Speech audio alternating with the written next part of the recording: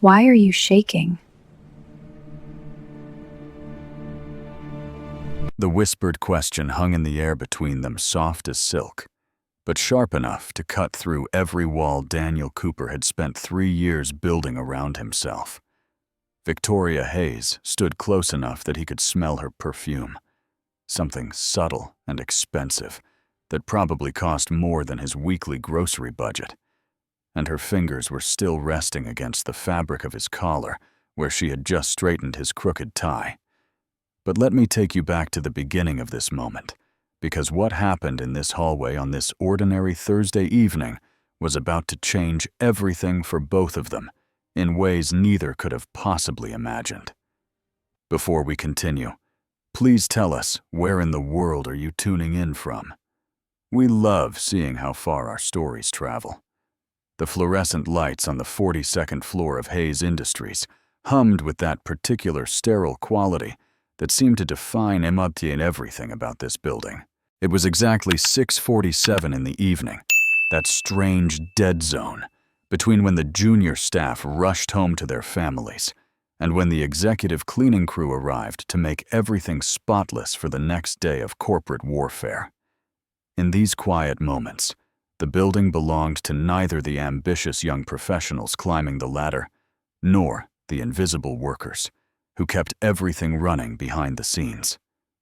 Victoria Hayes stood alone in the corridor outside her corner office, her attention fixed on the acquisition figures glowing on her tablet screen. The numbers represented a $250 million deal that would either cement her reputation as one of the most successful CEOs in the industry or become a very expensive lesson in hubris. Her designer heels clicked an impatient rhythm against the Italian marble floor as she processed the data, completely absorbed in the calculations that could make or break her company's next quarter. She was wearing the red dress today, the one that fit her curves like it had been sewn directly onto her body. Shoulder-length blonde hair fell in soft waves around her face, and her blue eyes reflected the glow of the tablet screen as she worked. At 34 years old, Victoria Hayes had built a reputation for being untouchable, emotionless, and absolutely brilliant at everything she did. The business magazines called her the Ice Queen of Wall Street, and she had never done anything to discourage that particular nickname. She did not notice him at first. Daniel Cooper had spent the last 3 years perfecting the art of occupying space without actually claiming it. He moved through the executive floors with the practiced invisibility of someone who understood that being seen often meant being questioned, and being questioned meant explaining things he had no desire to explain. He pushed his cleaning cart with deliberate quietness, the wheels recently oiled because squeaking drew attention, and his company polo was tucked in, despite the fact that no one ever looked at him long enough to notice such details. At 33 years old, Daniel had learned that true survival meant mastering the background, becoming part of the architecture rather than the action. He was as noticeable as the fire extinguisher mounted on the wall or the abstract art that decorated the corridor that no one ever actually looked at. This was exactly how he wanted it, how he needed it, for reasons that woke him up at 3 in the morning in cold sweats. But his tie was crooked. The cheap polyester navy thing that came with his uniform had twisted during his shift, the knot sliding askew after he had helped lift a fallen partition in the mailroom earlier that afternoon. It was a small imperfection, the kind of minor detail that would not matter to anyone in the world, except that Victoria Hayes noticed everything. Her entire success had been built on seeing what others missed.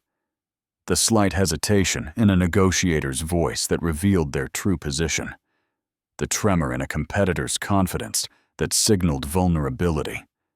The single loose thread that could unravel an entire strategy if you knew how to pull it. This attention to detail had made her one of the youngest and most successful CEOs in the country, and it was both her greatest strength and, as she was about to discover, her greatest complication. Her hand moved before her brain fully registered the decision she was making. "Excuse me," Victoria said. Not looking up from her tablet, her voice carrying that particular blend of authority and distraction that characterized powerful people who were accustomed to being obeyed without question. "Your tie." Daniel's entire body went rigid in an instant. In 3 years of working the executive floors, he had exchanged perhaps 20 words, total, with anyone above director level. His survival strategy depended entirely on being part of the scenery, as noticeable as the potted plants that lined the hallways, or the motivational posters that nobody ever read.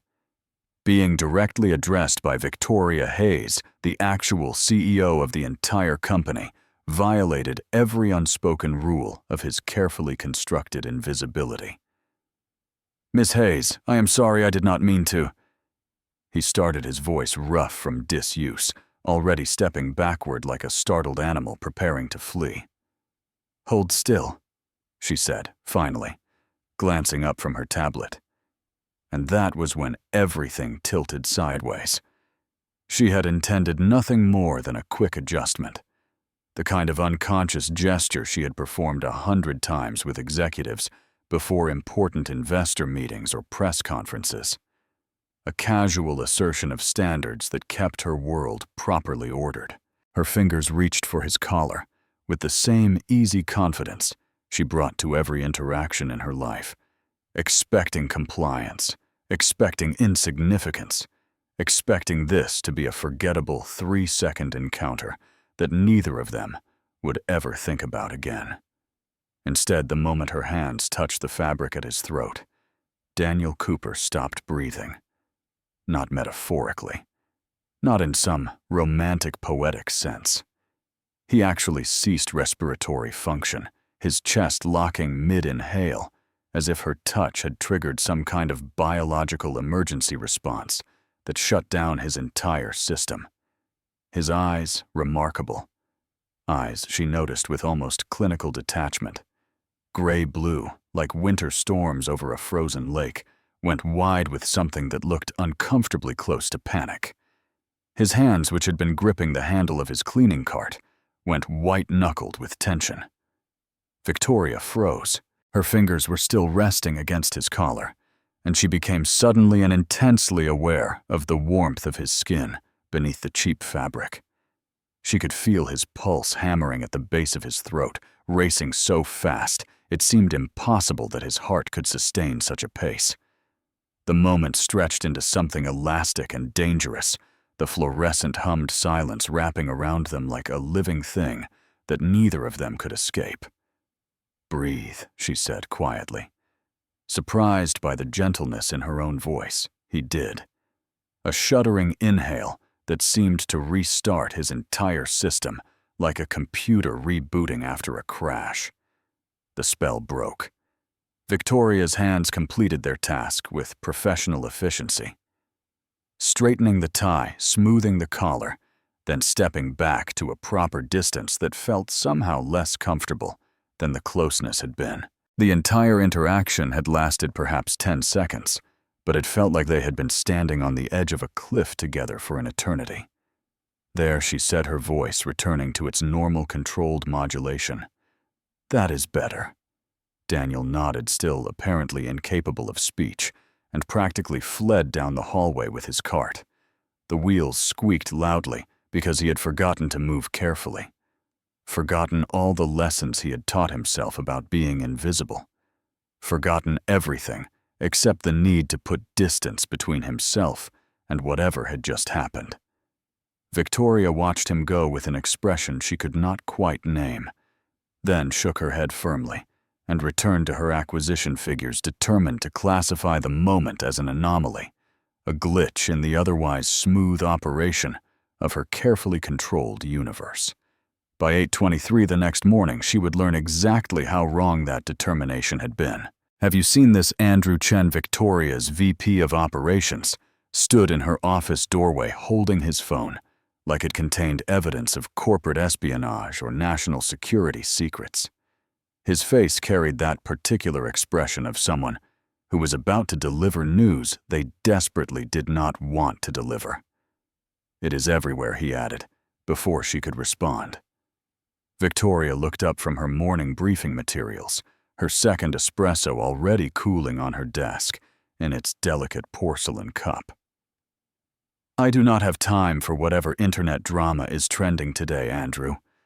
The Tecton acquisition closes in 6 weeks, and their CEO is getting cold feet about the restructuring provisions.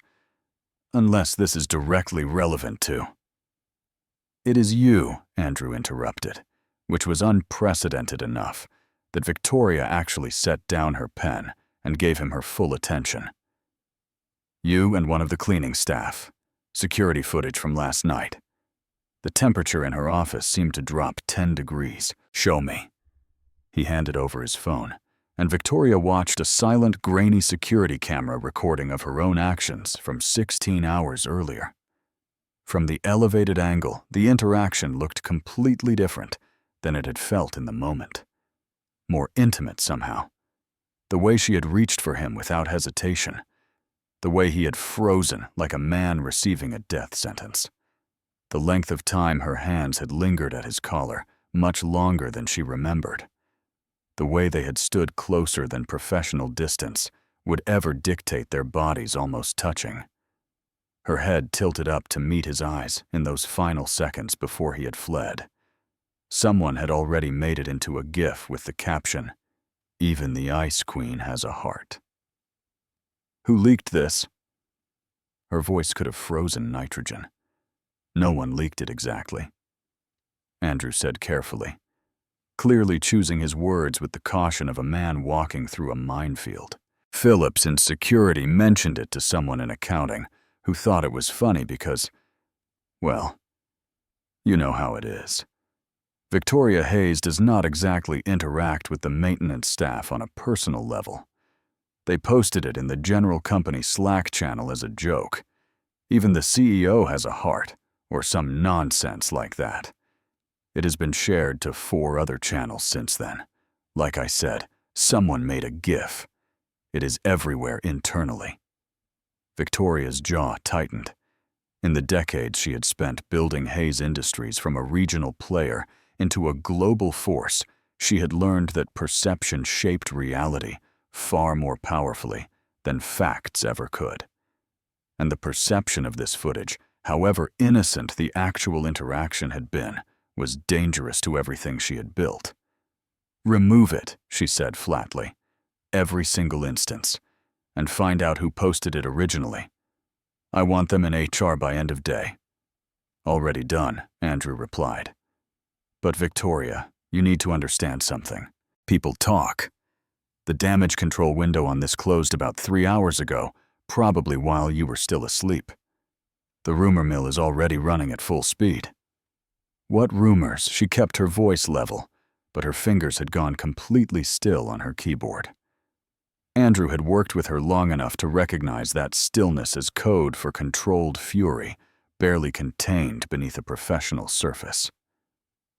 "That you are involved with someone," he said reluctantly. "That the untouchable Victoria Hayes has a secret relationship with a janitor. That it is romantic. That it is scandalous. That it is—" He paused, clearly uncomfortable with what he was about to say. "Look, people are bored. This is entertainment for them, something to gossip about at the coffee machine. By Monday, it will be forgotten." Andrew left her office, but his optimism would prove to be wildly inaccurate.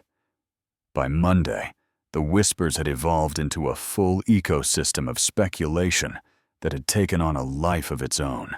Victoria could feel the change in how people looked at her in the hallways. The slight hesitation before greetings that had always been immediate and deferential, the way conversations would stop abruptly when she approached the break room. Hayes Industries employed 2,400 people across 7 floors of this building, and apparently every single one of them had developed opinions about her personal life. The call came at exactly 7 o'clock in the morning, because Patricia Hayes believed that difficult conversations should always happen before the target was fully caffeinated and capable of mounting an effective defense. Victoria Darling. I have heard the most peculiar story from Constance Hartford. Her mother's voice carried that particular blend of concern and calculation that Victoria had learned to decode in childhood. Every word Patricia Hayes spoke was a chess move, and Victoria had spent her entire life trying to stay 3 moves ahead. Her son works in your IT department, apparently. Something about you and a janitor? Victoria pinched the bridge of her nose, feeling the familiar tension headache building behind her eyes like a storm gathering on the horizon. It was a 30-second interaction, Mother. Someone's tie was crooked. I straightened it. The internet has apparently decided this is newsworthy. The internet is not the problem, sweetheart. Patricia's voice sharpened in that way that meant she was about to deliver the real message beneath all the maternal concern. The problem is that you are 34 years old, unmarried, and apparently now the subject of romantic speculation involving entirely inappropriate partners. Do you understand how this looks to the board? To our investors, to potential merger partners who expect a certain level of stability from leadership. I am aware of the optics, Mother. I am handling it. Handling it by doing what exactly? Patricia pressed. Victoria, the spring charity circuit is about to begin. The Hartford merger is still very much on the table. Bradley Hartford is still very interested in.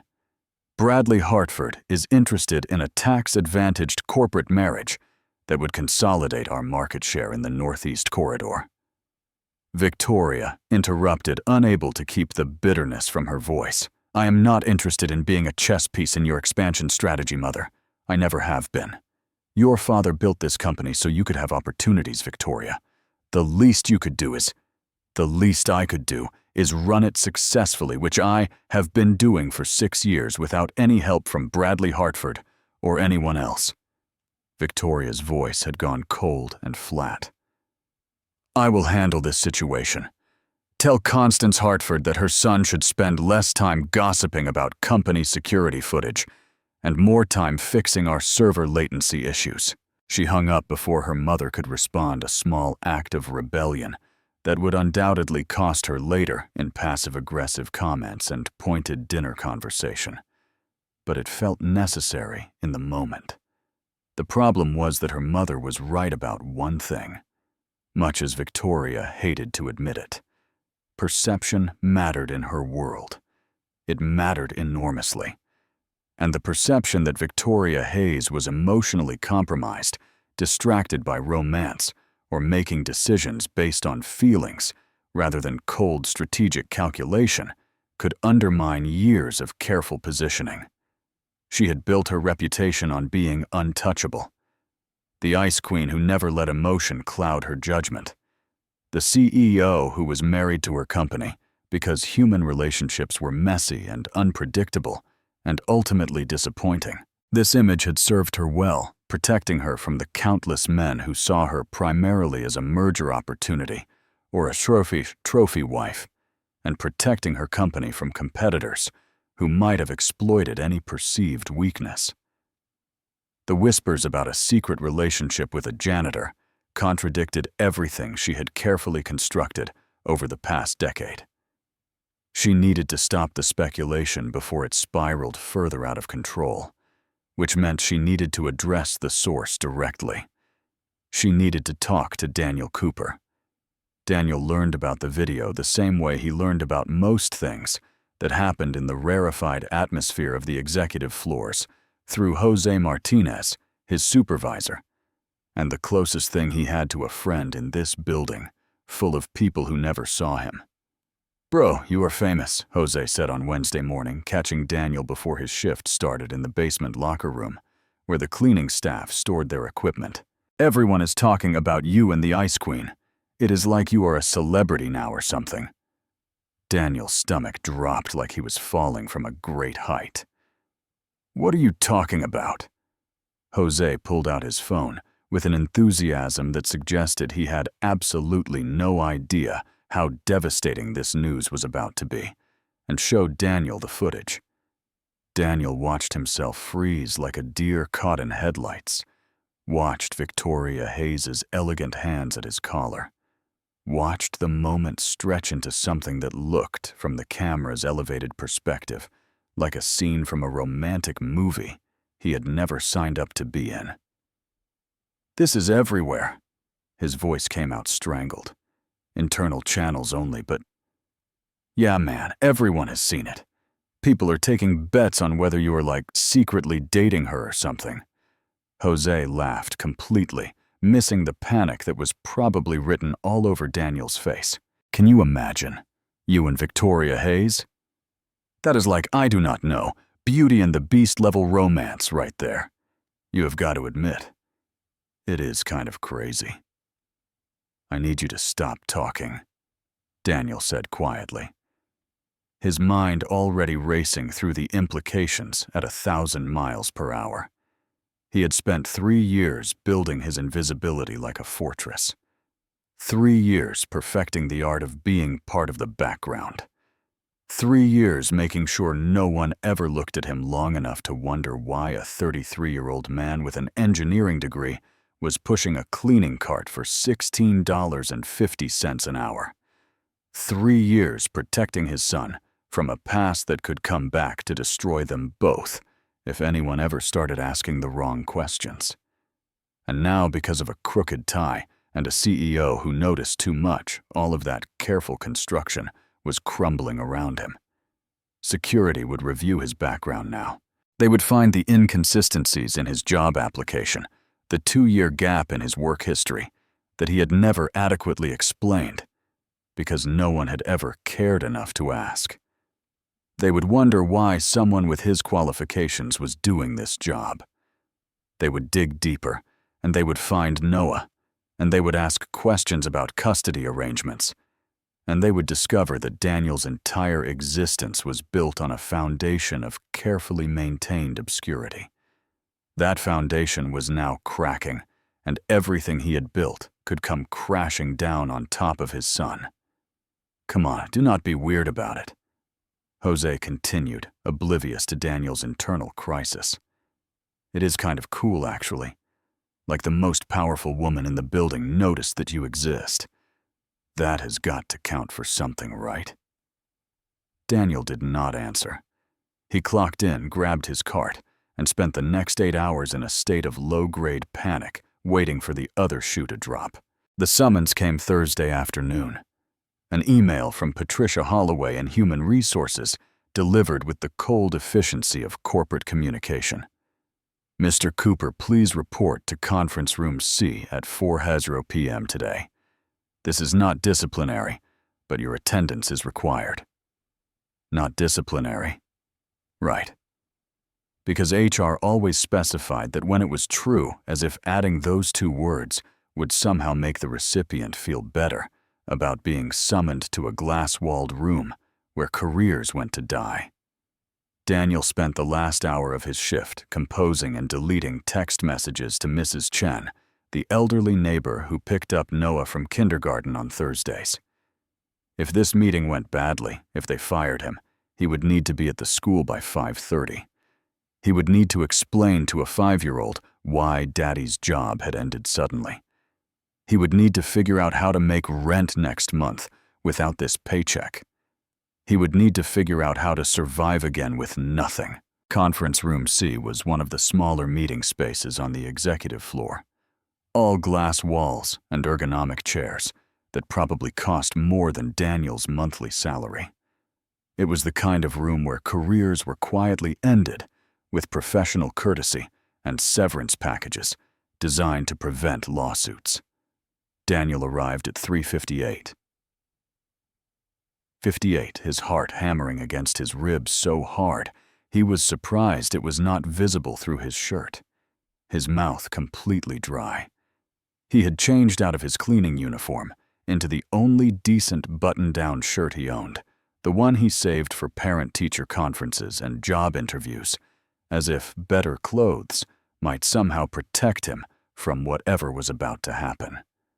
Victoria Hayes was already there.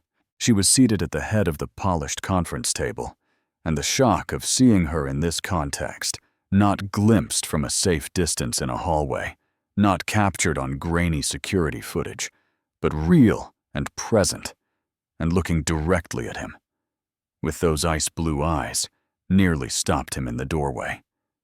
She was wearing red again, a dress that probably cost more than his car fitted perfectly to her figure, her blonde hair falling in soft waves around her shoulders.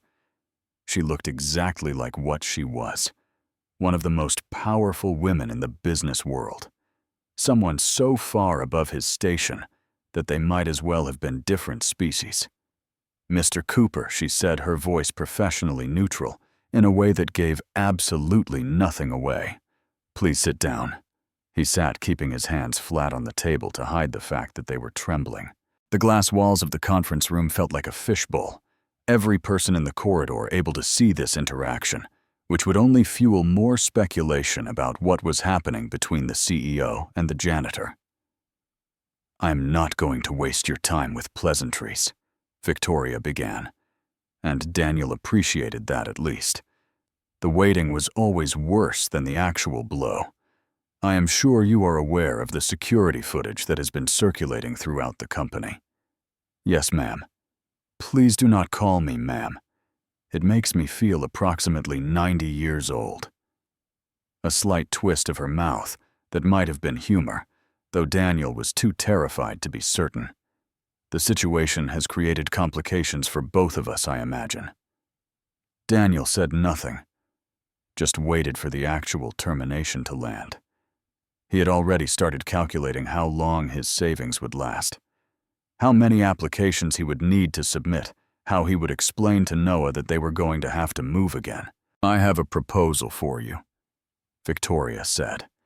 And Daniel blinked, because that was not the sentence he had been expecting. "The rumors about our supposed relationship are damaging my professional reputation. Denial would only fuel more speculation because people love a mystery and hate a boring explanation. But there is another option." She leaned forward slightly, her blue eyes fixed on his with an intensity that made him want to look away, and simultaneously made it impossible to do so. "We control the narrative instead of being victims of it. A temporary arrangement. We pretend to be in a relationship for 6 months, long enough for the story to become old news, and then naturally conclude. During that time, you would be compensated significantly for your participation. At the end of the 6 months, we have an amicable, boring breakup that generates no additional interest, and we both move on with our lives improved." Daniel stared at her, certain he had misheard something crucial. "You want me to pretend to be your boyfriend?" "Partner," Victoria corrected. "Boyfriend sounds juvenile. And yes, that is exactly what I am proposing. Before you answer, let me be clear about what you would receive in return." She slid a tablet across the table toward him, the screen displaying a document that looked like a contract. "Monthly compensation that would allow you to eliminate whatever debt you are carrying and establish actual savings. Full health insurance coverage for you and any dependents. An education fund that would be established regardless of how the arrangement ultimately ends. And at the conclusion of our 6 months, a reference letter that would open doors you cannot currently imagine." Daniel looked at the numbers on the screen and felt the floor shift beneath him. The monthly figure alone was more than he currently earned in a year. "Why me?" he asked. "Because none of this made any sense. You could have anyone. You could actually date someone appropriate, someone from your world. Why would you choose to fake a relationship with a janitor?" Victoria's expression flickered with something he could not quite identify. "Because the janitor is already the story. The footage exists. The rumors are already spreading. If I suddenly appear with Bradley Hartford on my arm, people will assume I ended things with you to pursue someone more appropriate, which makes me look shallow and cruel. But if the janitor turns out to be someone I have been quietly seeing for months, someone real and genuine who caught my attention before any of this became public. That is a different narrative entirely. You have thought about this a lot. I think about everything a lot, Mr. Cooper. It is why I am successful. She leaned back in her chair, studying him with those assessing eyes. I am offering you an opportunity to change your circumstances significantly. All I need in return is your cooperation and your discretion. Take the tablet. Review the contract. Think about what you need. We can discuss terms tomorrow. That night, Daniel sat in his tiny one-bedroom apartment, while Noah ate dinosaur-shaped chicken nuggets at their second-hand kitchen table, and chattered about kindergarten politics with the earnest intensity that only 5-year-olds could muster. And then Marcus said that T-Rex could not beat a Spinosaurus, but I told him that T-Rex has a way stronger bite force, like 18,000 pounds or something, and he did not even know what bite force meant. Daddy, can you believe that? That is pretty unbelievable, buddy. Daniel drained the pasta, watching his son through the steam and thinking about Victoria Hayes's offer. The money would change their lives. That was undeniable. No more choosing between paying the electric bill and buying Noah new shoes when his feet grew. No more lying awake at night, calculating whether there was enough in the checking account to cover rent if an unexpected expense appeared.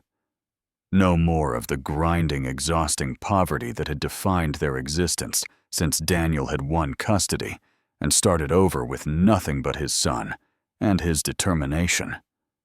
But money always came with strings, and Daniel had learned the hard way that strings could become chains before you even realized you were trapped. His phone buzzed. An unknown number. This is Victoria Hayes. I realized I did not give you a way to contact me with your decision. This is my direct line. Just the fact that Victoria Hayes had his personal cell number and had texted him like a normal human being felt surreal, like he had accidentally wandered into someone else's life. Daniel stared at the message for a long moment, then typed, I have a son. 5 years old. This would affect him. The response came within seconds, faster than he expected. I understand. That is actually a point in favor of the arrangement. A relationship including a child reads as more authentic, more serious. But we would need to discuss parameters around his involvement. His involvement is not negotiable, Daniel typed back immediately, feeling protective anger rise in his chest like a physical force. He is not a prop. I would not expect him to be. But we would need to be thoughtful about exposure, about what he understands, about protecting him from speculation. I do not have children, Mr. Cooper, but I am not a monster. I am fully aware that a 5-year-old's welfare is more important than corporate reputation management. Daniel set down the phone, served Noah his dinner, and tried to focus on his son's continuing dissertation about dinosaur combat capabilities. But his mind kept returning to that conference room, to Victoria Hayes's face, when she had laid out her proposal with the calm efficiency of someone negotiating a business deal, to the education fund provision in the contract that would guarantee Noah's future, regardless of what happened between the adults. She was thinking about his son's welfare. That surprised him more than anything else. After Noah was asleep, clutching the stuffed dinosaur that went everywhere with him, Daniel pulled out the tablet Victoria had given him and actually read through the contract. It was thorough, almost painfully so. Public appearances at specified events, social media coordination, appropriate relationship behaviors in professional settings, a detailed compensation structure tied to completion of the 6-month term, termination clauses that protected both parties, an ironclad non-disclosure agreement that would survive the end of the arrangement. But there were also protections he had not expected. Clauses about maintaining his privacy outside of agreed-upon public appearances. Language protecting any dependence from media exposure without explicit consent. A guarantee that his employment at Hayes Industries would continue regardless of the arrangement's outcome. The education fund provision that made his throat tight with emotion he tried not to feel. Victoria Hayes was offering him a deal, yes, but she had structured it like someone who understood that he had something precious to lose, something to protect. At 11 o'clock at night, Daniel picked up his phone and texted, "I need to meet with you again to discuss terms around my son. If we can agree on that, I will sign." The response was immediate. "Tomorrow, 8 a.m. My office. Bring him if you need to." Daniel stared at that last line for a long time. Bring him if you need to. It was a small thing, an accommodation for his reality as a single parent, but it felt like more than anyone in a position of power had ever offered him. "I will come alone," he typed back. "But I need you to understand that he comes first in every decision. That is not negotiable. I would not respect you if it came the reply." 8 a.m. Mr. Cooper. Victoria's office at 8 in the morning was flooded with early light. The floor-to-ceiling windows had offering a view of the city that never failed to remind her of exactly how far she had climbed from the boardrooms where she had started as a junior analyst 20 years ago. She had arrived at 6:30 as always, using the quiet hours to process the previous day's decisions and plan the current day's battles. Daniel arrived at exactly 8 o'clock, another point in his favor. Victoria valued punctuality as a sign of respect for other people's time, and she had already noted that despite his apparent anxiety about this entire situation, he had not been late to either of their meetings. He was wearing jeans and a button-down shirt that had been carefully ironed. His brown hair still slightly damp from a morning shower. Without the shapeless cleaning uniform, he looked different.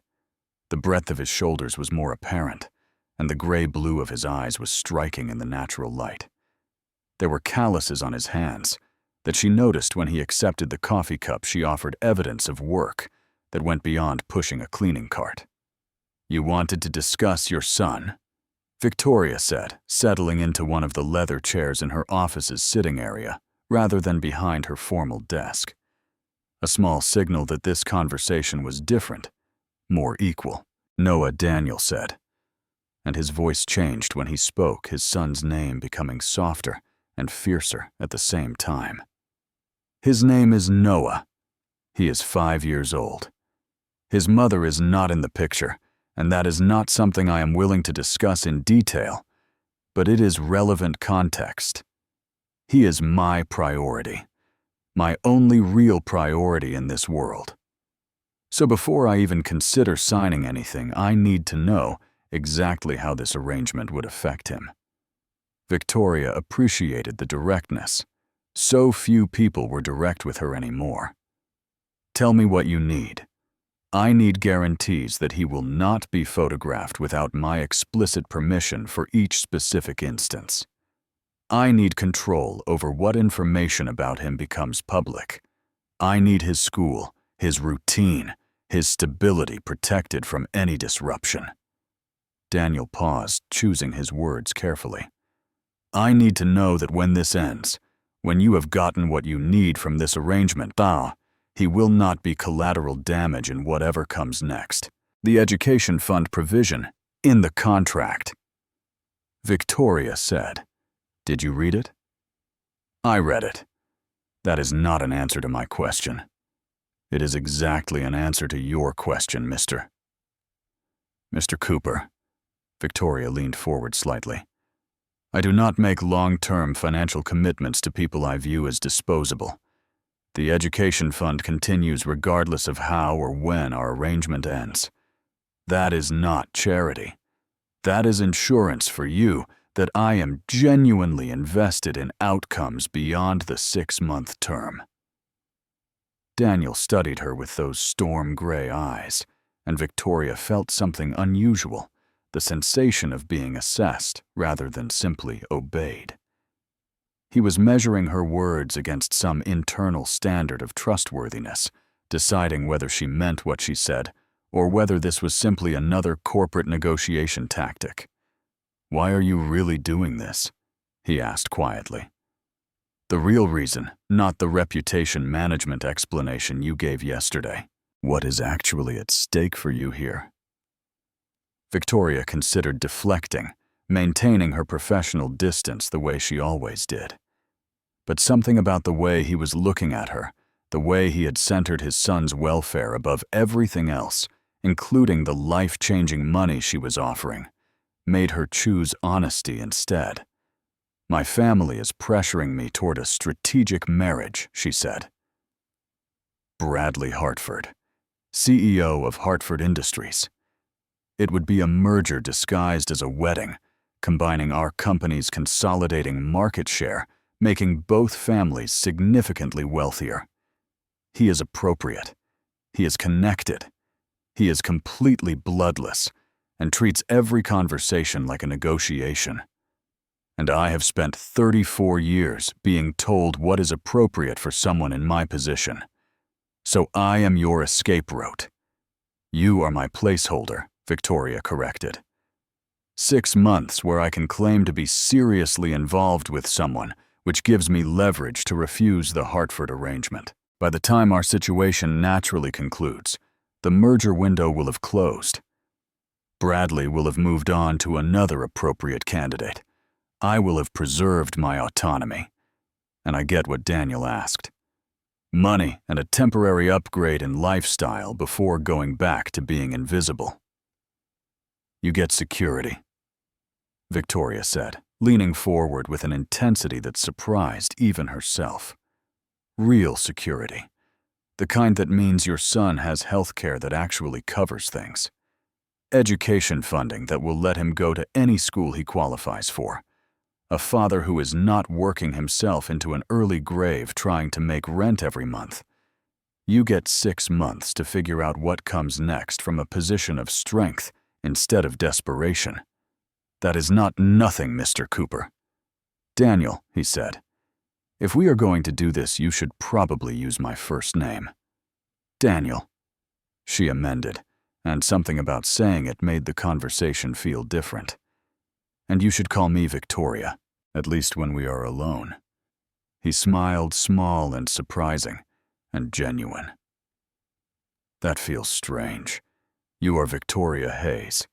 You are basically corporate royalty. I am a human being with a controlling family and a talent for making money," she said dryly. "The royalty thing is marketing." The next 4 days were a crash course in a lifestyle Daniel had only ever observed from a very safe distance. On Tuesday, Andrew Chen appeared at his apartment at 8 in the morning with a tailor and a stylist, both of whom descended on Daniel with the focused intensity of people who viewed human bodies as canvases requiring correction. They measured every part of him pinned fabric against his frame, discussed his coloring and his build like he was not standing right there in his own living room, feeling increasingly overwhelmed, and left with promises of a complete wardrobe delivered by Thursday. "What is happening?" "Daddy?" Noah asked, watching the parade of strangers, with the wide-eyed curiosity of a 5-year-old who had never seen anyone measure his father for custom clothing. "Daddy has some work events coming up," Daniel explained, kneeling down to his son's level. "Events where he needs to wear fancy clothes, like a prince. Something like that, buddy." Wednesday brought Andrea Walsh, Victoria's head of public relations, a sharp woman in her 40s, who spoke in sound bites and treated their fake relationship like a military campaign, requiring detailed, strategic planning. "Your story is this," Andrea said, pacing Daniel's small living room, while he tried not to feel embarrassed about the water stain on the ceiling and the mismatched furniture that had come from 3 different thrift stores. "You met months ago. The tie incident on camera was actually a moment between 2 people who had been dancing around an obvious attraction for quite some time, and you have been quietly seeing each other since then." Victoria does not discuss her personal life publicly, which is absolutely true, and explains why no one knew about the relationship. You are both private people. You value discretion. That is the narrative we are selling. And people will actually believe that Daniel asked, skeptically. They will believe what we give them to believe. Andrea replied with the confidence of someone who had made careers and destroyed them with equal ease. The key is confidence. You do not apologize for your background. You do not act like you are trying to fit into a world where you do not belong. You are confident in who you are, and Victoria is confident in her choice to be with you. That is the story. That is the angle. Own it. I am a janitor dating a billionaire CEO, Daniel said flatly. How is that confidence rather than delusion? You are a single father who works hard, values integrity, and caught the attention of an exceptional woman who can see what matters beyond job titles and tax brackets. Andrea fixed him with a look that brooked no argument. You are not trying to be something you are not. You are not apologizing for who you are. That is the angle, and if you can sell it with genuine conviction, people will believe it, because they want to believe that kind of story is possible. Thursday brought the actual wardrobe delivery. 3 garment bags full of suits, shirts, ties, and shoes that probably cost more than his monthly rent combined. Daniel hung them in his tiny closet next to his cleaning uniforms and felt the cognitive dissonance like a physical sensation, as if his life was splitting into 2 separate realities that could not possibly coexist. "Daddy, why do you have fancy clothes now?" Noah asked, running his small fingers over the fabric of a charcoal suit jacket. "Are you going to a wedding? Is it a party?" "Something like that, buddy." Daniel knelt down suddenly, wanting to hold his son close. "Daddy is going to some work events that need really dressy clothes. Very important events. Can I come?" "Not to these ones, baby. But I will tell you all about them when I get home. I promise." Friday morning, Victoria texted Carr picks you up at 6 p.m. Take Noah to Mrs. Chen early. You will need time to prepare. Daniel spent the afternoon in a state of mounting anxiety that made it difficult to focus on anything. He had faced a lot of hard things in his life. His ex-wife's disappearance with their son, the 2 years of legal battles to get Noah back, the grinding poverty of starting over with nothing but determination and love. But somehow the idea of walking into a room full of wealthy strangers on Victoria Hayes's arm felt more terrifying than any of it. The car that arrived at 6 o'clock was not just a car.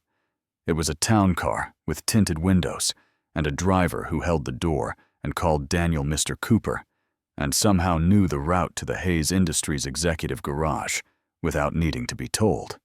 Daniel sat in the leather interior, watching the city slide past through the dark windows, and wondered at what point, if ever, he would stop feeling like an imposter wearing someone else's expensive clothes.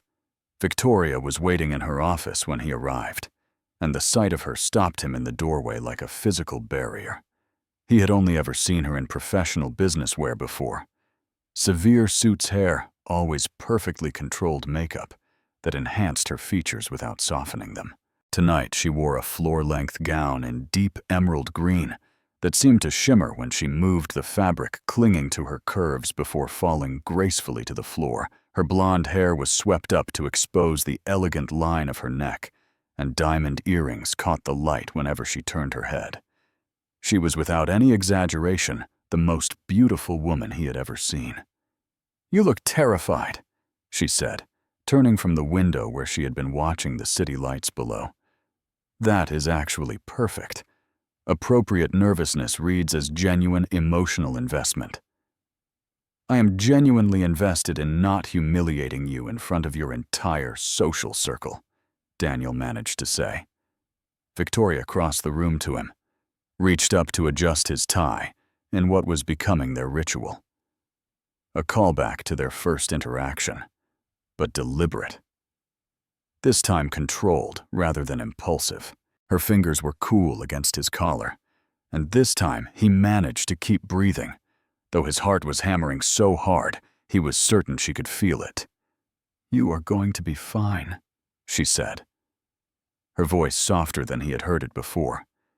"Just stay close to me, follow my lead, and remember that most of these people are far less interesting than they believe themselves to be. That is supposed to be reassuring. It is supposed to be accurate." A small smile played at the corners of her mouth. "Come on. Our public awaits." The charity gala was held at the Grand Meridian Hotel, a building Daniel had passed 100 times in his life, but never entered. The ballroom was decorated like something from a movie about people who had more money than they could possibly spend in several lifetimes. Crystal chandeliers hung from ceilings that seemed impossibly high. Ice sculptures glittered on tables draped in white linen. An orchestra played something classical on a stage at one end of the vast room. Servers circulated through the crowd with champagne flutes and hors d'oeuvres that Daniel could not identify. Every eye in the room turned when they entered. Daniel felt the weight of collective scrutiny, like a physical force pressing against his chest. Hundreds of strangers instantly cataloging his presence, judging his suit, his posture, his right to be standing next to Victoria Hayes. His instincts screamed at him to retreat, to find the nearest exit to return to the safety of the invisibility he had cultivated so carefully. Then, Victoria's hand slid into his.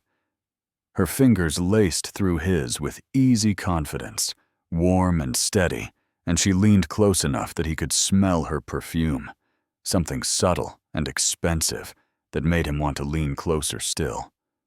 "Breathe," she murmured, echoing her words from that first hallway encounter. "And smile. You are supposed to be enjoying yourself." She guided him into the crowd, with the same natural authority she brought to board meetings, stopping at conversation clusters and introducing him with casual confidence that suggested this was the most normal thing in the world. "This is Daniel Cooper. Daniel, this is Jonathan Foster. He runs the Foster Foundation. And this is Catherine Morrison. She is on our board of directors." Daniel shook hands and made appropriate responses, while his brain worked overtime to process the sheer unreality of his situation. He was standing in a room that probably contained more collective wealth than some small countries holding hands, with a woman whose face appeared in business magazines, being introduced to people who shaped entire industries with their decisions. And somehow, minute by minute, it started to feel almost manageable. Victoria's hand remained in his, throughout her thumb, occasionally tracing small circles against his palm, in a gesture that seemed designed to ground him. She included him in conversations, asked his opinion on topics, made him feel like a participant rather than a prop. The renovations at the Hartwell building are finally complete. Someone was saying, a man whose name Daniel had already forgotten.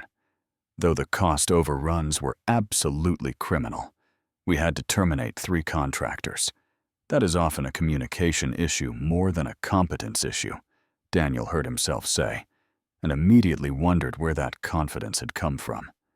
Different teams working from different assumptions, nobody catching the disconnect until it shows up in the budget. I have seen it happen a lot in construction projects. Victoria squeezed his hand, slightly approving. The real test came 2 hours into the evening when they were approached by a man Daniel recognized from his research, Bradley Hartford. He was everything Daniel was not, tall and polished in a way that spoke of generations of wealth and breeding. Expensive suit that fit so perfectly, it might as well have been a second skin. Hair styled with the kind of casual perfection that required professional intervention. And eyes that assessed Daniel with the cold calculation of a predator, deciding whether the thing in front of him was worth the effort to consume. Victoria Bradley said, and even his voice was smooth and cultivated. "I was not expecting to see you here tonight. I heard you had been distracted lately." "Bradley?" Victoria's voice could have cut glass. "Distracted is such an interesting word choice. I prefer focused. On your new friend, apparently." Bradley's gaze shifted to Daniel, and the contempt there was barely concealed beneath a thin veneer of social politeness. Interesting choice. Very democratic. Every instinct in Daniel's body wanted to shrink back to become invisible, to let this pass without confrontation. That was what he had trained himself to do for 3 years. That was survival. But Victoria's hand tightened in his, and something shifted. "Daniel Cooper," he said, extending his hand, with a steadiness he did not entirely feel. "And you are—" Bradley's eyebrows rose slightly at being asked to introduce himself, as if the concept of someone not knowing who he was had never occurred to him. "Bradley Hartford, Hartford Industries." "Ah." Daniel kept his handshake firm, his eye contact direct. "The merger guy. Victoria mentioned you." The temperature around them seemed to drop several degrees. Victoria made a sound that might have been a suppressed laugh. "The merger guy," Bradley repeated flatly. "That is one way to describe a multi-billion-dollar consolidation opportunity. I prefer to describe things simply when possible." Cuts through the noise. Daniel released Bradley's hand and turned back to Victoria with a warm smile. "We were going to check out the silent auction, were we not?" "We absolutely were." Victoria's eyes were bright with something that looked like delight. "Bradley, always interesting to see you. Give my regards to your father." They walked away together. Victoria's arm now linked through Daniel's, and it was not until they reached a quiet corner near the windows that Daniel let out the breath he had been holding. "That was either very brave or very stupid," Victoria said. But she was smiling. "I have not seen anyone dismiss Bradley Hartford that efficiently in years. I wanted to punch him," Daniel admitted. "That would have been counterproductive, but I appreciate the sentiment." She turned to face him, and in the dim light from the windows, her expression was softer than he had ever seen it. "Thank you for standing your ground, for not letting him make you feel small." "He is the small one," Daniel said quietly. "He just has expensive packaging." Victoria laughed a genuine sound that seemed to surprise even her, and something between them shifted into new territory. 2 weeks into their arrangement, Victoria texted, "We should discuss introducing me to Noah properly. If we are going to maintain this long term, he needs to understand who I am." Daniel had been dreading and anticipating this moment in equal measure. Noah was the center of his universe, and how his son reacted to Victoria would determine everything. If Noah did not accept her, none of the money or opportunity or strategic benefit would matter. He would walk away from all of it to protect his child's peace. They agreed to meet at the park on Saturday afternoon, neutral territory, where Noah felt comfortable, where he could run and play and escape if the interaction became too overwhelming. Victoria arrived in casual clothes, or at least what passed for casual in her world, perfectly fitted jeans and a soft cashmere sweater that probably cost more than Daniel's entire wardrobe had before the makeover. But there was something different about her demeanor, a nervousness that Daniel had never seen before. "I do not have much experience with children," she admitted quietly, before Noah came running over from the swing set. "My parents were not exactly warm people. I'm not sure I know how to interact with a 5-year-old. "Just be yourself," Daniel said. "He can spot fake from a mile away." Noah approached with the cautious curiosity of a child who had learned early that not all adults were trustworthy. He stopped a few feet away from Victoria, studying her with serious gray eyes, so like his father's. "You are the lady Daddy talks about." Noah said, after a long moment of assessment. He said, "You are really smart and really busy."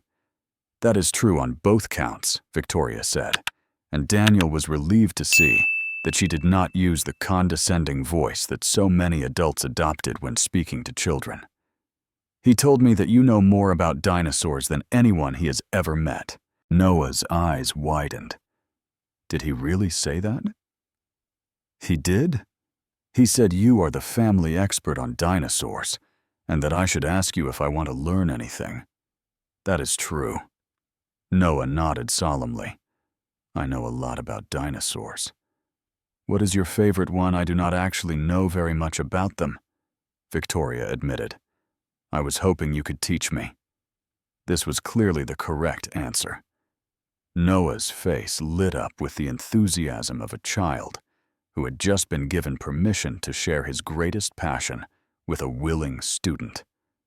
Okay, well, first you have to know that dinosaurs lived in 3 different periods.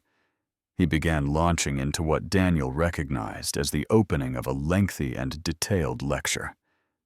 The Triassic, the Jurassic, and the Cretaceous. Most people think all the famous dinosaurs lived at the same time, but they did not. T-Rex lived in the Cretaceous period, but Stegosaurus lived in the Jurassic period, which was like millions of years earlier. Victoria listened with apparent genuine interest, asking questions that demonstrated she was actually paying attention rather than just waiting for the child to stop talking. When Noah pulled out his plastic dinosaur collection from his backpack, she examined each one with the seriousness that the 5-year-old clearly expected. This one is my favorite, Noah said, holding up a small plastic ankylosaurus.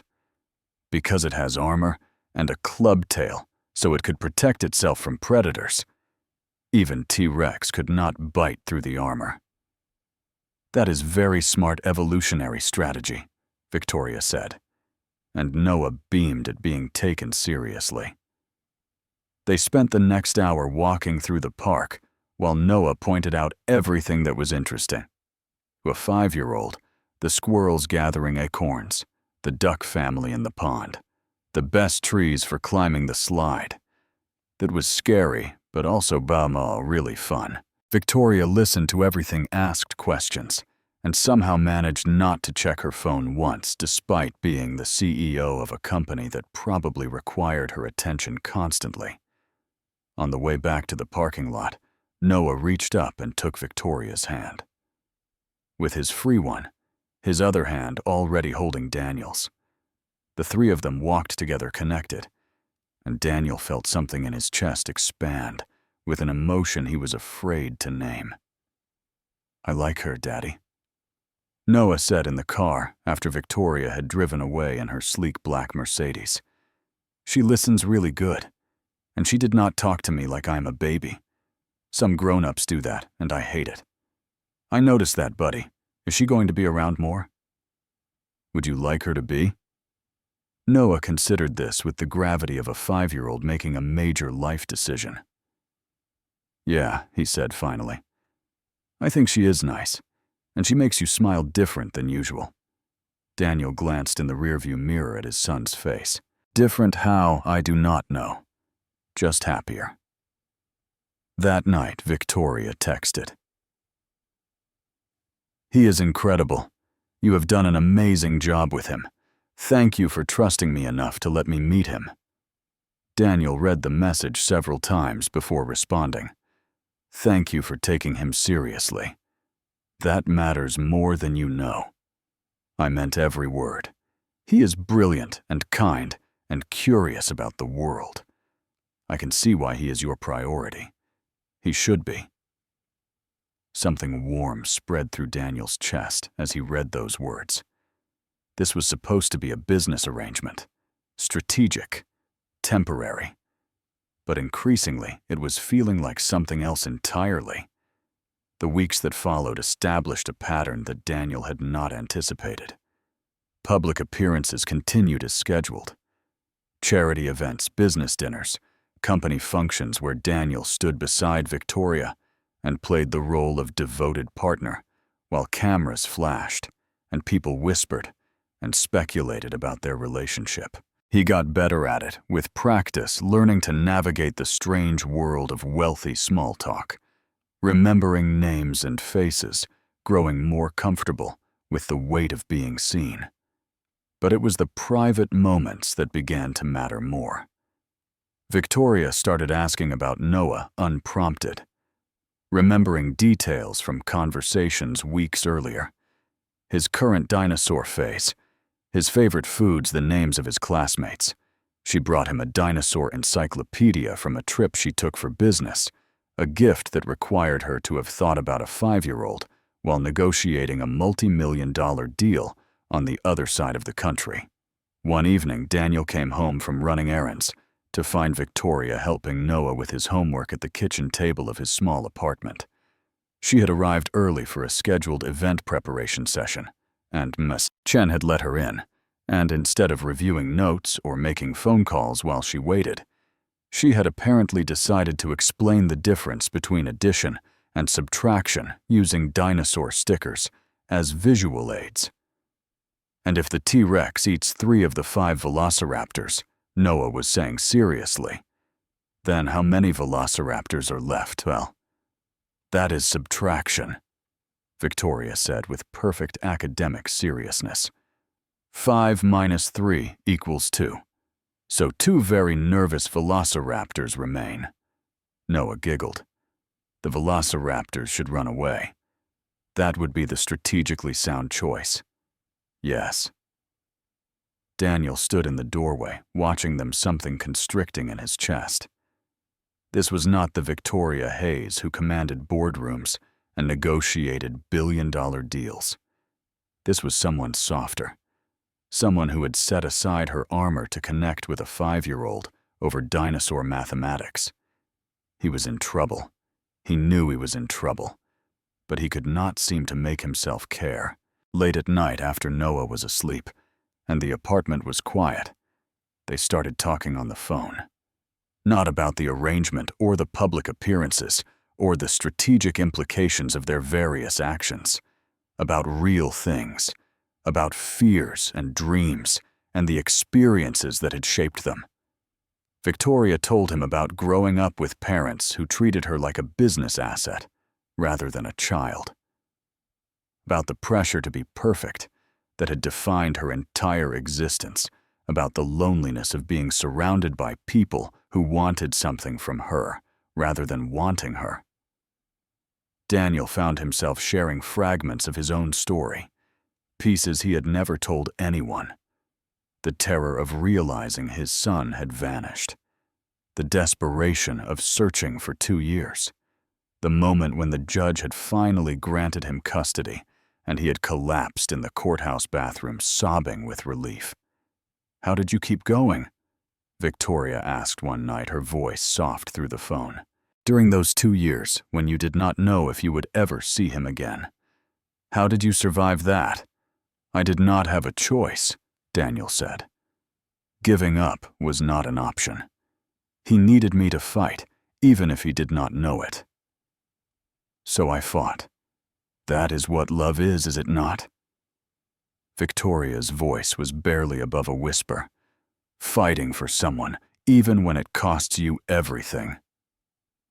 Daniel was quiet for a long moment.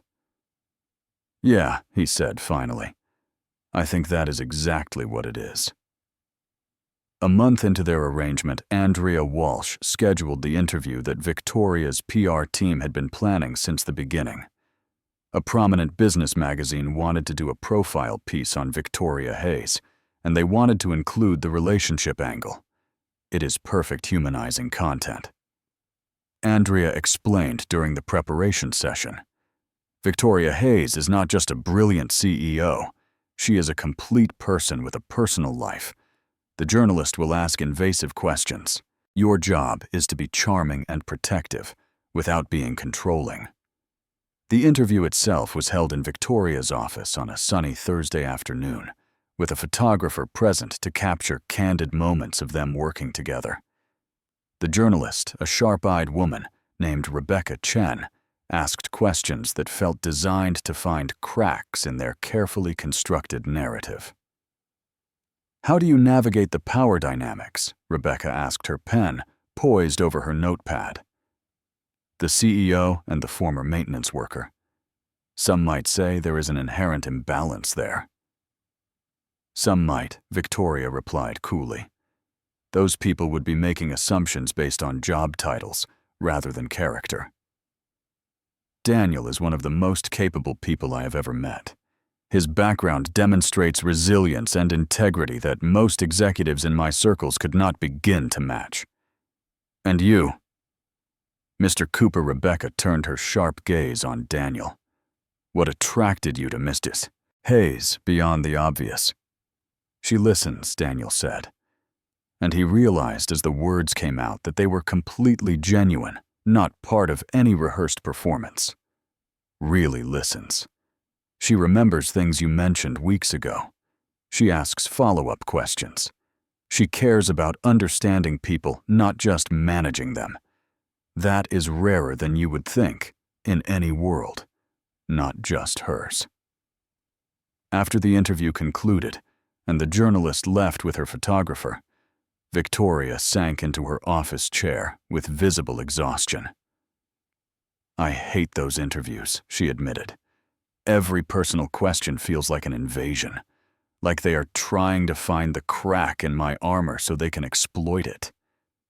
"You were good at it, though," Daniel said. "Natural, confident.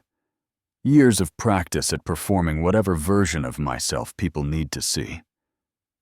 She looked up at him, something vulnerable in her expression that she rarely allowed anyone to witness.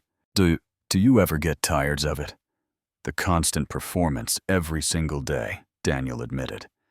"But then I remember why I am doing it, and it gets easier." "And why are you doing it?" Victoria pressed, standing up and crossing to where he stood by the window. "Really beyond the money and the security. What is the thing that makes all of this worth it?" He could have deflected. Should have deflected, probably. But the afternoon light was slanting through the windows in golden bars, and Victoria was looking at him with an openness he had never seen before, and the words came out before he could stop them. "Because spending time with you has stopped feeling like an obligation," he said quietly. "It started feeling like something I actually look forward to. And I know that was not part of the deal. I know it probably makes everything more complicated.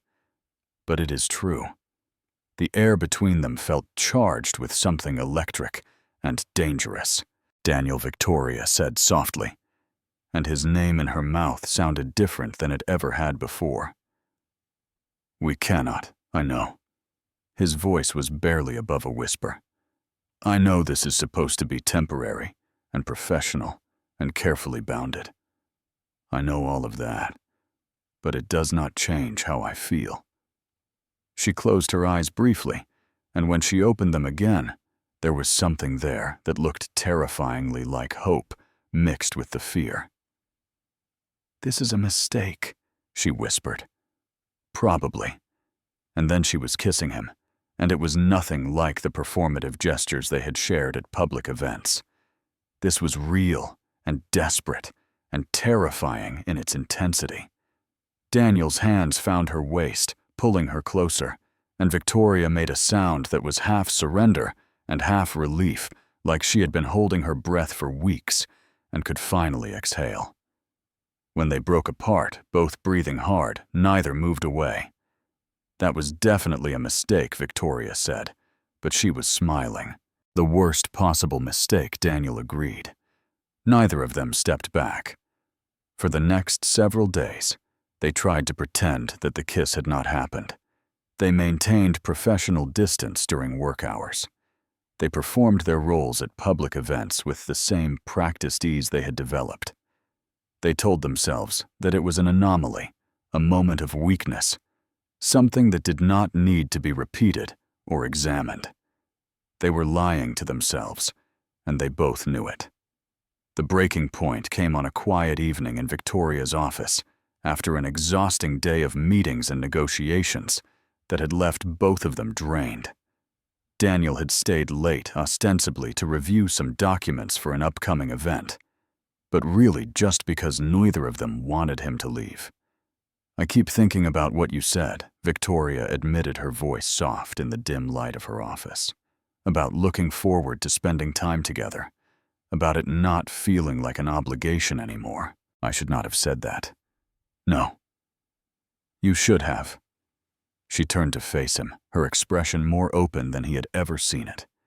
"Because I feel the same way, and I do not know what to do with that." Daniel set down the document he had been pretending to read. "What do you mean?" "I mean that I built my entire career on control, on knowing exactly what I want and exactly how to get it, on never letting emotions interfere with strategic decisions." She moved closer to him, her blue eyes searching his face. "You were supposed to be a business arrangement, a mutually beneficial transaction with clear parameters and an expiration date. You were not supposed to matter. But I do." "Yes." The word came out almost like a confession. "You matter. Noah matters. This family that is not even really mine matters more to me than almost anything else, and I do not understand how that happened." Daniel stood moving toward her, slowly giving her every opportunity to step back. "I think it happened because we stopped performing when we were alone. I think it happened because we started being honest with each other about real things." "I do not do honest," Victoria said, but she did not step away. "Honest is dangerous in my world." "I know." He was close enough now to touch her, but he kept his hands at his sides. "But it is the only thing I have to offer. I cannot compete with the Bradley Hartfords of the world. I do not have money or connections or power. All I have is the ability to see you clearly and care about what I see." Victoria's breath caught. "That is more than anyone has ever offered me. Then let me offer it." Daniel reached up slowly, giving her time to pull away, and cupped her face in his hands. "Let this be real, not because it is strategically sound, not because it benefits the arrangement, but because it is what we both actually want." She kissed him instead of answering, and this time neither of them pretended it was a mistake. Later curled together on the couch in her office as the city lights twinkled far below them. Victoria said, "If we are going to do this, really do this, I need to know everything. You keep deflecting when I ask about your past, about Noah's mother, about why you were working as a janitor when you clearly have capabilities far beyond that." Daniel tensed. He had known this moment would come, had dreaded it since the first time he felt something real for Victoria. The truth about his past was not pretty. It was not the kind of story that inspired confidence or trust, but she deserved to know what she was stepping into. If this was going to be real, it had to be built on honesty. "His mother's name is Sarah Daniel," began the words, feeling like broken glass in his throat. "We met in college, got married young, had Noah. I thought we were happy. I thought we had built something good." Victoria weighted her hand, finding his in the darkness. "When Noah was 3 years old, Sarah took him. Daniel had to stop, the memory still sharp enough to cut after all these years. Just disappeared one day. I came home from work, and the apartment was empty. No note, no explanation, nothing. She had been planning it for months, I found out later. Liquidated accounts, changed her name, crossed state lines. Oh, God," Victoria breathed. "Daniel. It took me 8 months just to find them. 8 months of not knowing if my son was alive, not knowing where in the country he was, not knowing what was happening to him." Daniel's voice cracked slightly. "And then another 16 months of legal battles to get him back. Sarah's family had money. They hired expensive lawyers. They dragged out every hearing filed, Every possible motion made the process as painful and expensive as they possibly could. How did you survive that? I did not really. Not in any meaningful sense. I lost my engineering job because I could not focus on anything except finding Noah. Lost our house because I could not make the payments. Lost our savings on legal fees. By the time the judge finally granted me full custody, I had nothing left except the clothes on my back and the determination to give my son a stable life. Victoria was quiet for a long moment. That is why you became invisible, she said finally. That is why the janitorial job.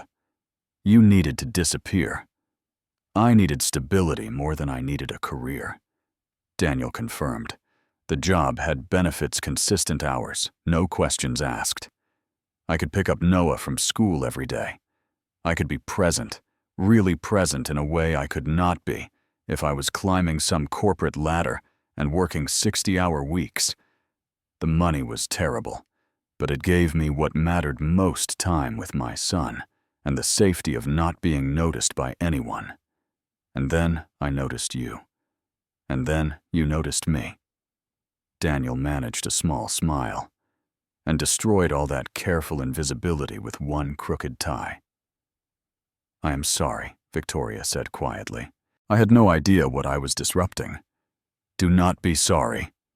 Daniel squeezed her hand. You did not destroy anything. You offered me something I could not build on my own. Not just money or security, but the possibility of actually living again, instead of just surviving. They talked until the sun began to rise, sharing pieces of themselves that neither had ever offered to anyone else. Victoria told him about growing up in the Hayes family, where love was conditional on achievement, and affection was a tool for manipulation rather than an expression of genuine feeling. Her father had seen her as a business asset from the moment she could speak, grooming her to eventually take over the company he had built.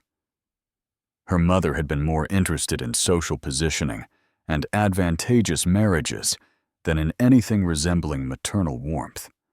I learned early that showing emotion was weakness, Victoria admitted. That vulnerability invited exploitation. So I built walls. I became the Ice Queen because it was safer than being hurt.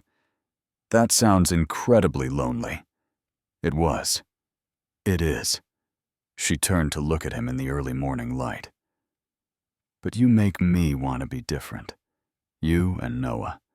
When I am with you, I feel like I can be myself instead of performing some version of myself that other people need to see. That is all I have ever wanted, Daniel said simply. Just you. Not the CEO. Not the Hayes family legacy. Just Victoria. She kissed him again softly this time, and when she pulled back, there were tears in her eyes. I am falling for you, she whispered.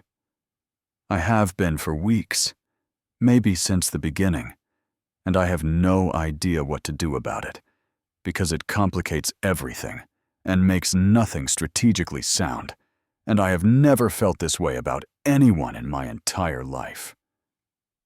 Daniel pulled her close, holding her against his chest. Then we figure it out together. We make our own rules. We let this be whatever it needs to be, not what anyone else expects it to be. That terrifies me. I know. He kissed the top of her head. It terrifies me too. But I would rather be terrified together than safe alone. The next morning, over coffee in Victoria's apartment, they established the parameters of their new reality. At work, we maintain professional boundaries, Victoria said. I cannot show favoritism, and you cannot be seen as getting special treatment. Whatever this is between us, the company has to remain separate. Agreed. Noah's welfare is paramount. If at any point this situation starts to harm him in any way, we step back and reassess. His needs come before our feelings. That is non-negotiable for me anyway, Daniel confirmed. We are honest with each other even when it is hard. No more performing when we are alone. No more saying what we think the other person wants to hear. I can do that. Victoria took a deep breath. And we acknowledge that we are running two parallel tracks now. The public arrangement continues as planned. 6-month strategic appearances, the narrative we have constructed for outside consumption. But what is between us privately is separate from that. Real instead of performed. So we are lying to everyone. Except each other. Is that a problem? Daniel considered the question seriously. No, he said finally. Because the lie protects us. The lie keeps the vultures from circling. The truth is just for us, and that makes it more precious, not less. Victoria leaned across the table and kissed him. This is either going to be the best decision of my life or the worst. Probably both, Daniel admitted. But I am willing to find out if you are. Children noticed more than adults gave them credit for. Daniel had learned this lesson repeatedly over the years, watching Noah pick up on emotional undercurrents that adults assumed were invisible to young eyes. So he was not entirely surprised when a few weeks after he and Victoria had privately acknowledged their feelings, Noah looked up from his breakfast cereal and said, "Daddy, you are different now. Different how Buddy happier." Noah considered this assessment with 5-year-old gravity. You smile more, and you sing in the shower sometimes, which you did not used to do. Daniel laughed, caught off guard. I sing in the shower, yeah. It is not very good singing, but you do it. Noah took another bite of his cereal. Is it because of Victoria? The directness of children. Daniel had no idea how to answer that question in a way that a 5-year-old would understand. Victoria makes me happy. Yes. Good. Noah nodded, as if this settled something important. I like her. She listens to me about dinosaurs, and she does not act like she knows everything already. That is because she does not know everything about dinosaurs. You are teaching her. I know. Noah grinned, clearly proud of his role as educator. Daddy, is Victoria going to be around forever? Like, is she going to stay? Daniel's chest tightened. This was the question he had been both hoping for and dreading. I do not know, Buddy. We are still figuring things out. But I hope so. Me too. Noah was quiet for a moment, unusually contemplative. I used to have a mommy, did I not? Before. I do not really remember her, but I know I had one. You did, Buddy, yes. She went away. It was not a question. Noah had pieced together this much from fragments of information over the years. She did not want to stay. It was complicated, Daniel said, carefully. Sometimes grown-ups make choices that are hard to understand. But Victoria wants to stay. Again, not a question. Noah's gray eyes, so like Daniel's own, were serious and searching. I can tell. She looks at us like she wants to stay. Daniel pulled his son into a hug, blinking back tears he did not want Noah to see. Yeah, Buddy, I think she does. 3 months into the arrangement, the letter arrived. Daniel came home from work to find the official-looking envelope in his mailbox, and something cold settled in his stomach even before he opened it. He knew that letterhead. He had spent 2 years of his life dreading communications with that particular law firm. The letter was from Sarah's attorney. After years of silence and after abandoning her parental rights during the custody battle, Sarah Cooper was petitioning for visitation rights. The document claimed that she had completed rehabilitation for issues that had contributed to her temporary absence from Noah's life, that she had maintained sobriety for 2 years, that she had undergone extensive therapy and was now in a stable living situation, that she deeply regretted her past actions and wanted the opportunity to rebuild a relationship with the son she had been forced to leave behind. forced to leave behind, as if she had not chosen to disappear in the middle of the night, as if she had not spent 16 months fighting in court to keep Daniel from his own child. Daniel's hands were shaking as he read the letter. All the progress he had made, all the stability he had built, all the walls he had constructed to protect Noah from exactly this kind of disruption. And Sarah was trying to bulldoze through all of it with a single legal filing. He called Victoria without even thinking about it, his fingers moving to her contact before his brain caught up with the action. "Daniel, what is wrong? You never call during the day." "Sarah," his voice came out strangled. "My ex-wife, she is petitioning for visitation." There was a moment of silence on the other end of the line. Then, Victoria's voice firm and controlled. "I am coming over. Do not do anything until I get there. Do not respond to anyone. Do not call any lawyers. Do not make any decisions. I will be there in 20 minutes. She arrived in 18, still wearing the power suit from whatever meeting she had walked out of to come to him. Daniel met her at the door, and something in his expression made her pull him into her arms without saying a word. They stood like that for a long moment. Her holding him trying to remember how to breathe. "Tell me everything," she said, finally guiding him to the couch. "From the beginning. I need to understand what we are dealing with." Victoria's family attorney, Catherine Morrison, was one of the best family law specialists in the state. Within 48 hours of the letter's arrival, she had reviewed Daniel's entire case file and developed a strategy. The good news is that Sarah voluntarily surrendered her parental rights during the original custody proceedings, Catherine explained, spreading documents across her conference table. That is not easily reversed. The court will be very skeptical of any attempt to reestablish contact after such a clear legal separation. "And the bad news?" Daniel asked.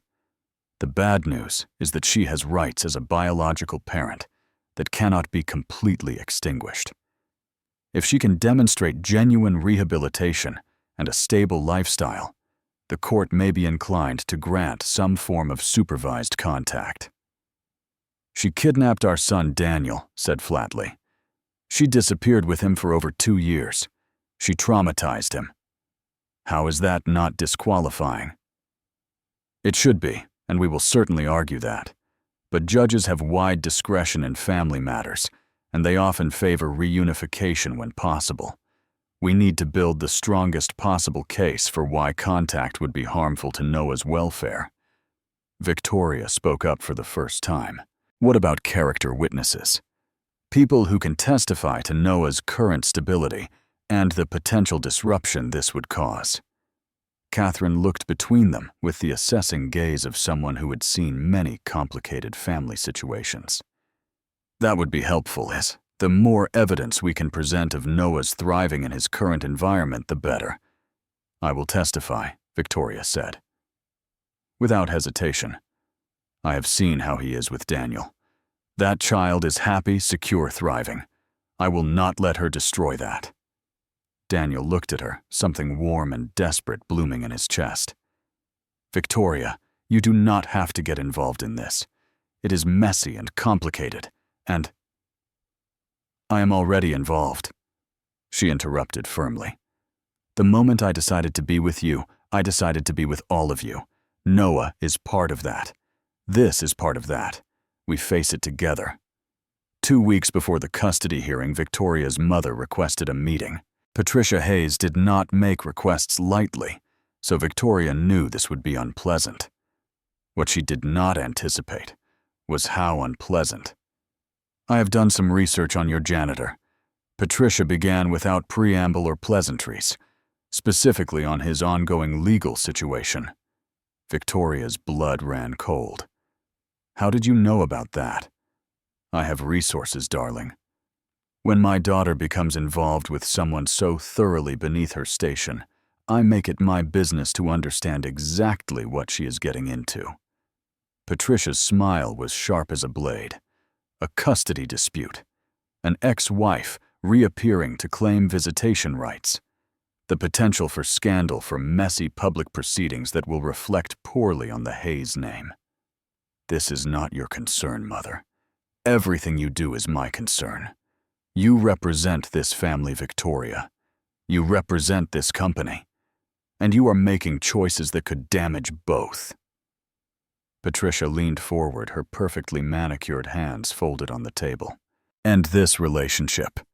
Now. Before the custody hearing creates a public spectacle that damages everything we have built. No. The word hung in the air between them, simple and absolute. I am sorry. Patricia's voice dripped with dangerous sweetness. I said no. Victoria stood, and for the first time in her life, she did not feel the need to shrink under her mother's disapproval. Daniel is the most honorable, genuine, loving person I have ever known. He has fought for his son against impossible odds. He has sacrificed everything to give Noah a stable, loving home.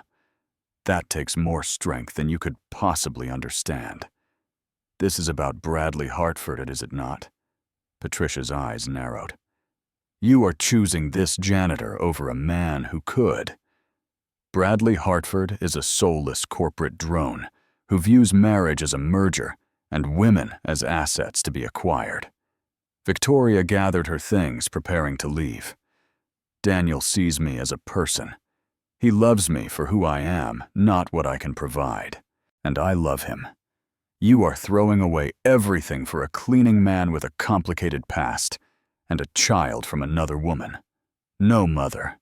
I am finally choosing something for myself. Victoria walked to the door, then turned back. If you cannot accept my choice, that is your problem. I will not sacrifice my happiness to feed your ambitions. The day of the hearing arrived gray and cold, matching Daniel's mood, as he dressed in the suit Victoria had given him months ago. Noah was with Mrs. Chen, blissfully unaware that his entire future was being decided. In a courthouse across town.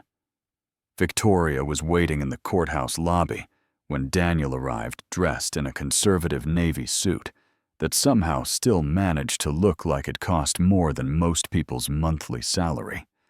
She took his hand without saying anything, and they walked into the courtroom together.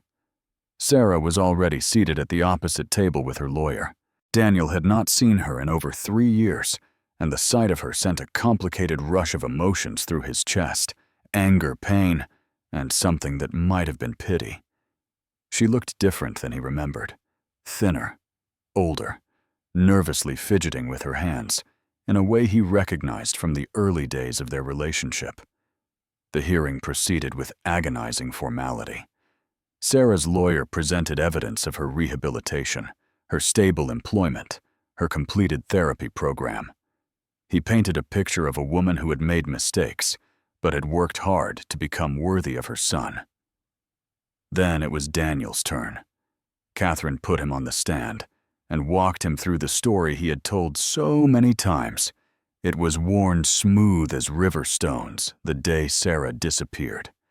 The 8 months of searching, the 16 months of legal battles, the trauma Noah had suffered, the years of rebuilding trust. Can you describe Noah's current state? Catherine asked. He is happy, Daniel said, his voice steady, despite the emotion churning in his chest. He is a normal, happy 5-year-old who loves dinosaurs and wants to be a paleontologist when he grows up. He has friends at school. He trusts that I will be there when he wakes up in the morning and when he goes to bed at night. It took years to build that trust after what happened. Years of him asking every night if I was going to disappear like his mother did. And what do you believe would happen if his mother were reintroduced into his life? Daniel looked at Sarah, sitting at the opposite table with her hopeful expression, and felt nothing but cold certainty. It would destroy him. He is finally secure, finally stable, finally able to believe that the people who love him will not abandon him. Bringing Sarah back into his life, even with supervision, would shatter that security. It would teach him that no matter how hard you work to build something safe, The people who hurt you can always come back and tear it down. The judge listened to both sides with careful attention, asked pointed questions, and retired to consider his decision. When he returned, Daniel's heart was pounding so hard he could barely hear the words. The court finds that re-establishing contact between the petitioner and the minor child at this time would not be in the child's best interest. The petition for visitation is denied. Primary custody remains with the father with full decision-making authority over all matters concerning the child's welfare. Daniel sagged with relief so profound, it was almost physical pain. Victoria's hand found his under the table, squeezing hard. They had won. Noah was safe.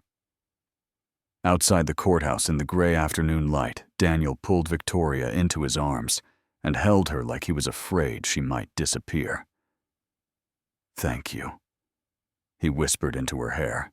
"I could not have done this without you." "You could have," she said softly. "But I am glad you did not have to." 6 months after their arrangement had officially ended on a perfect spring afternoon, Daniel brought Victoria and Noah back to the park, where they had first introduced her to his son. "Why are we here again?" "Daddy," Noah asked, skipping ahead on the path. "We were just here last week. I know, buddy. But this is a special trip." Victoria walked beside Daniel, her hand in his, looking curious. She was wearing jeans and a soft sweater, casual in a way she rarely allowed herself to be, and Daniel thought she had never looked more beautiful than she did in this moment. He had been carrying the ring for 2 weeks, waiting for the right moment. And somehow standing in the place where his son had first accepted Victoria into their lives felt exactly right. "Noah, come here for a second." His son bounded over all 5-year-old energy and enthusiasm.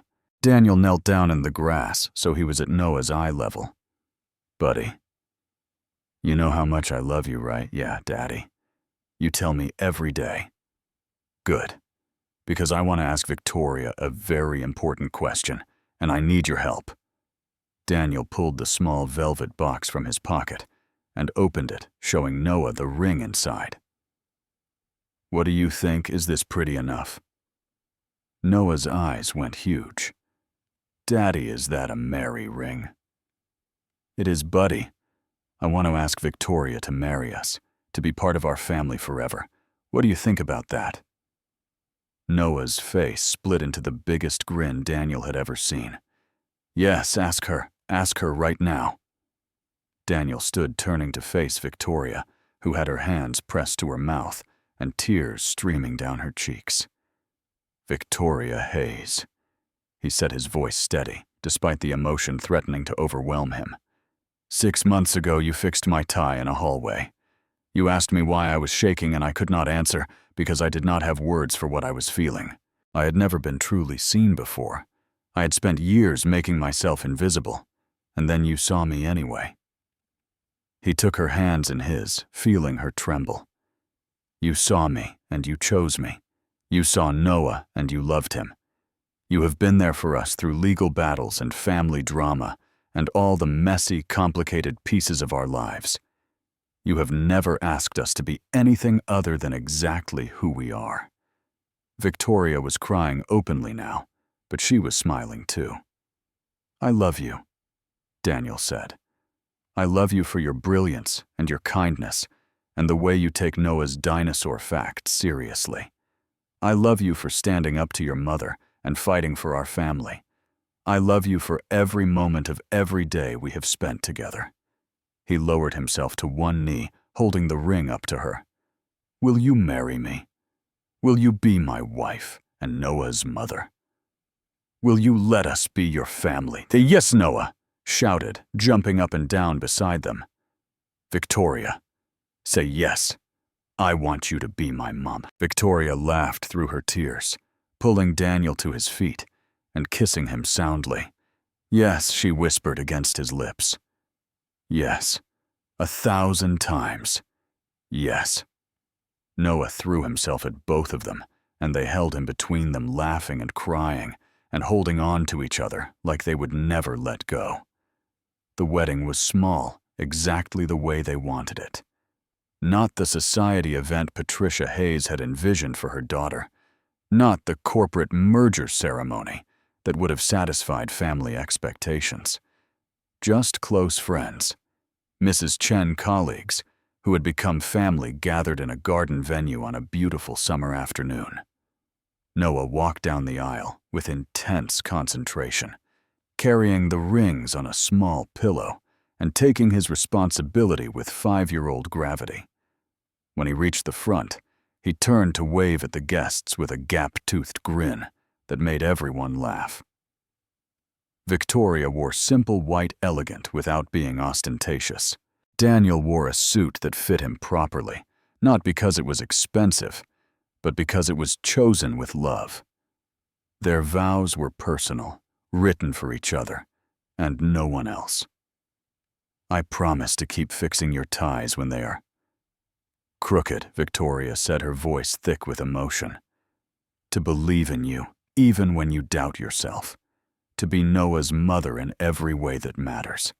To build this life with you in all its beautiful, messy, complicated reality.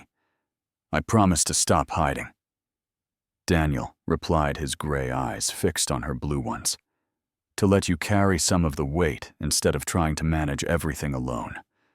To love you, not just for saving us, but for showing us what it means to really live instead of just surviving. When it was Noah's turn to speak, he stepped forward with the confidence of a child who knew exactly what he wanted to say. I always wanted a mom, he announced to the gathered guests. And now I have the best one. Victoria makes Daddy happy, and she makes me happy too. I love her, and I am really glad she is staying forever. There was not a dry eye in the garden. When they were pronounced husband and wife, Noah squeezed between them to be included in the kiss, and they held him together. 3 people who had become one family, through love and choice, and the determination to never give up on each other.